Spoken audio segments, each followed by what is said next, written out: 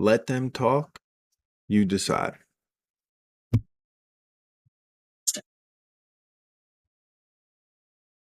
Gentleman yields back. Gentleman from Maryland, Mr. Ivey is recognized for 5 minutes. Maryland, Thank 5 you, minutes. Mr. Chairman. To my colleague from Wyoming, I say I'm not questioning your sincerity. We just may disagree on some things here. I did want to comment on a few things, though. The video that you showed, I don't know field hockey, but I do know basketball. And you showed a video of I guess someone getting hurt. So just real quick, she showed a video of a born girl, who got hurt by a boy who identifies as a girl while playing in a game. So that was a female. Man. In the competition on a rebound.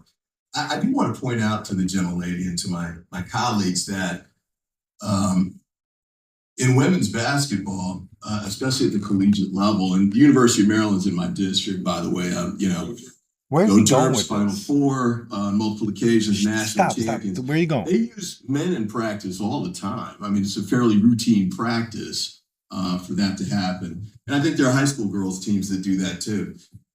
One school that's also in my district, Bishop McNamara, perennial top 10 in the nation, girls basketball teams. You never played. In fact, they have that's your problem. kids from that team that are playing in the WNBA, just like University of Maryland does too. So I don't think it's automatically dangerous that there's some sort of competition. I take your point that you're trying to protect women, but I got to say this: please, women athletes in my district, at least, aren't asking for your protection. Oh, in fact, I think generally speaking, they kind of resent it because they want to compete. If you get someone like Caitlin Clark, it's a little ironic we're doing this debate.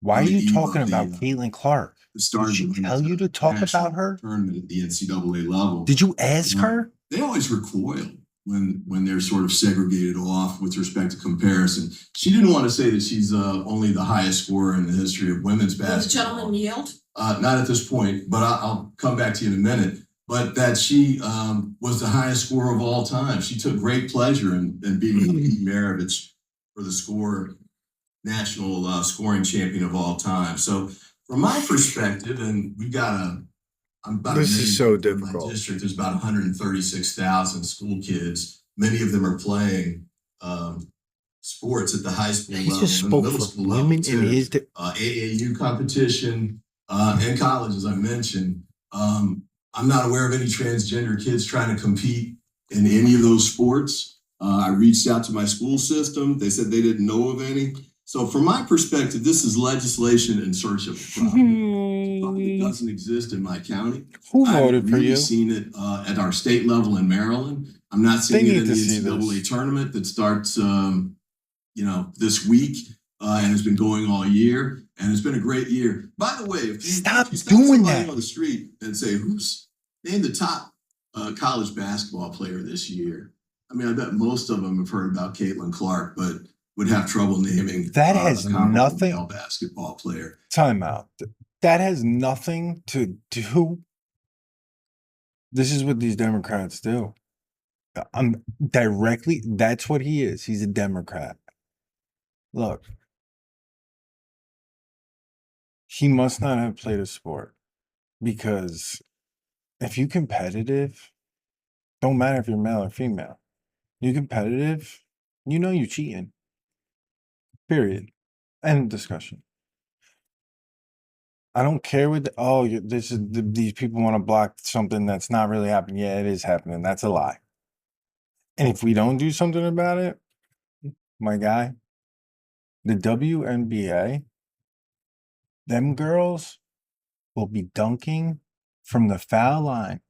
And I think that's how it should be. By the way, too, we've got scenarios where we've got girls at the high school level or middle school level going out for the football team and making it. Girls competing in wrestling, going out for the team and making it.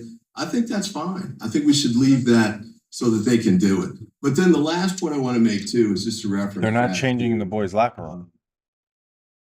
the veto message that was delivered by And it's the their Republican choice to governor get of hurt Utah, if they Spencer decide to play with Cox, the boys.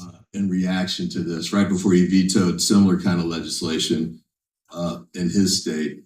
And he said something kind of similar. He's got 75,000 high school kids participating in high school sports, 4 transgender kids playing high school sports in Utah, 1 transgender student playing girls sports, 86% of trans youth reporting suicidality, 56% of trans youth having attempted suicide. So even if you care about women's sports, and even if you're trying to protect women, I'm not questioning your This is so disgusting. This is warped. He's warped. But I do think we should also consider the kids on the other side of this, the kids who are seeing, the transgender kids who are seeing this debate, and not just this one, but debates across the country at state level, on TV and the like. And to them, this is a message of rejection and exclusion. It's hurtful to them. No, it is. I've got this 6 is kids. wild. This is crazy.